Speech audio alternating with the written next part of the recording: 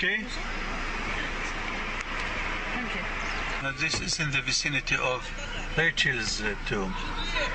So Okay, the let other us side go. of that is No Palestinian. It is Palestine.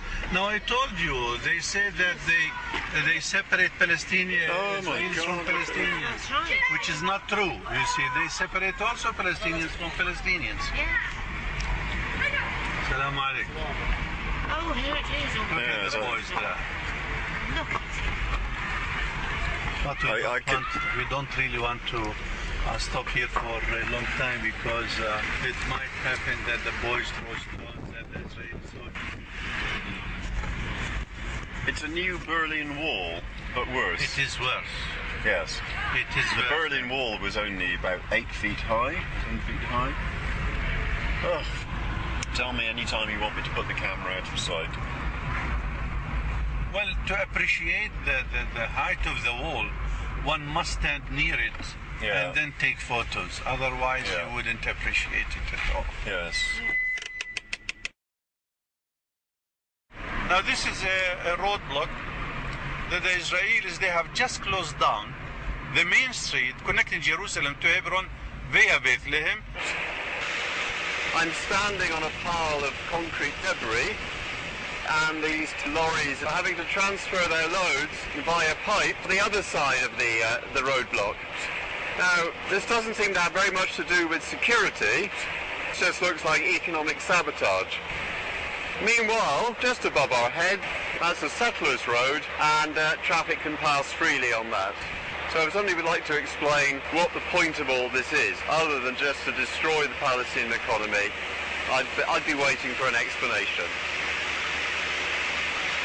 What is a bypass? A bypass road is a road built by the Israelis to avoid entering through Palestinian villages, towns and cities.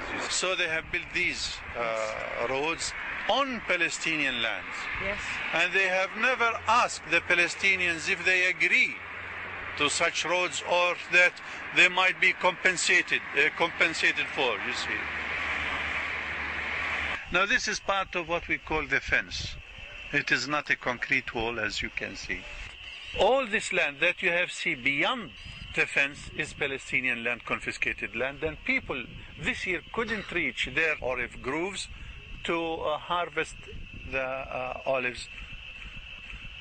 The wall itself is around 750 kilometers long, and it is going to cost eventually $11.9 billion.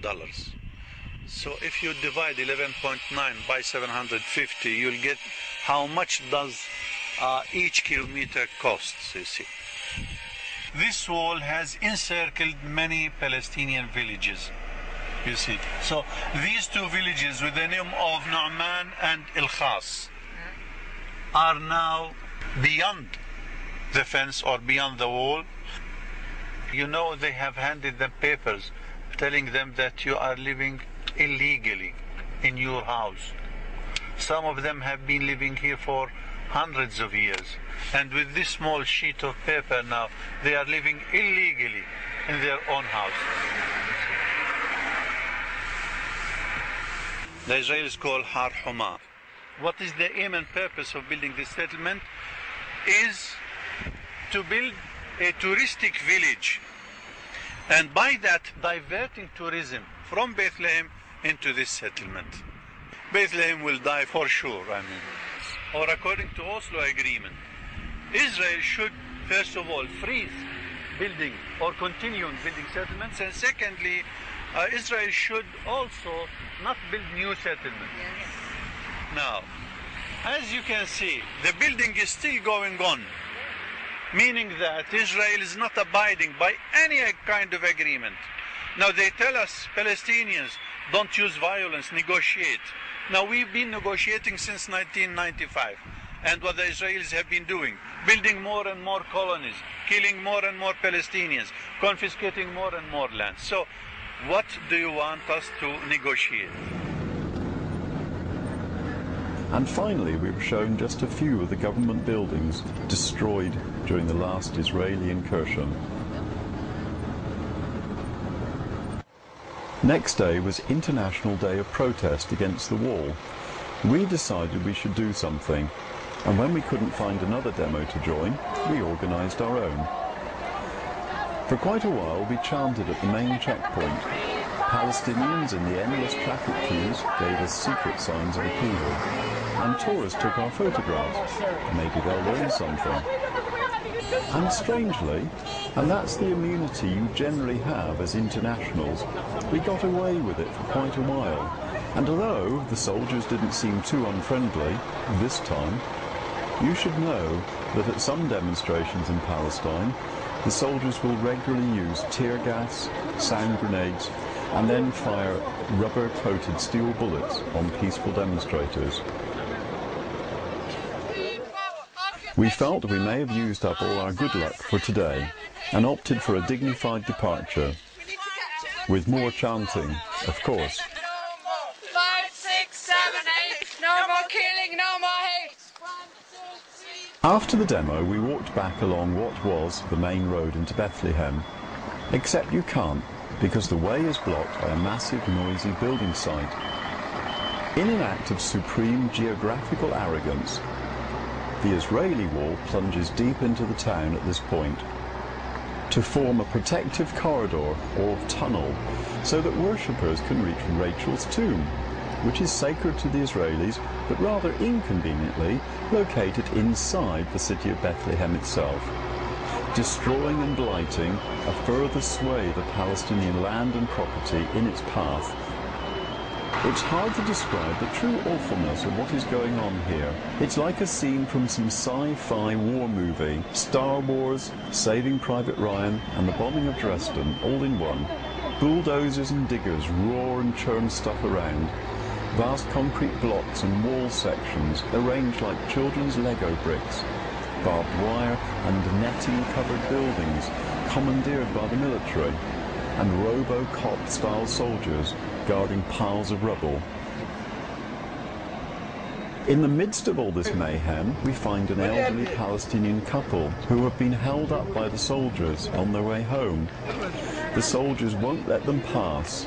They may be a security risk. We do what we can, but one of the soldiers sounds like he's about to turn nasty at any moment. So we escort the elderly couple away, picking our way through a no-man's land of desolation and wrecked buildings.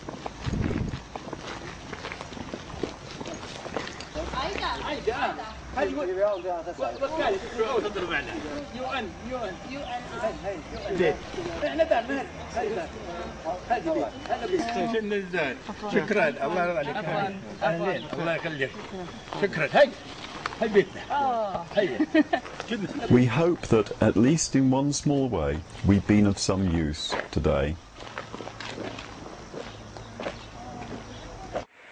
On a more positive note, we paid a visit to an olive press.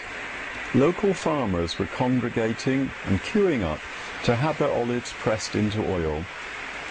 Amidst all the chaos and oppression we were getting used to seeing, it was a little oasis of normality and even some hope. Sometimes our people need to overnight here to watch their harvest until their turn comes. When their turn comes, they go to that place. This is what's happening to our olives. Yes, yeah, they're in here somewhere. We watched as sacks were weighed and then opened and tipped into the hoppers. We watched the machinery washing and cleaning and mincing them up. We saw the machines that do the pressing. First the cold pressing for the virgin oil, and then a second pressing using steam. A batch system enabled each farmer to collect their own oil at the end of the process. We were delighted to see all this, and we knew we would be able to tell our friends more about the production of the Zaytun olive oil that had brought us to bear witness to the injustice and oppression in this troubled land.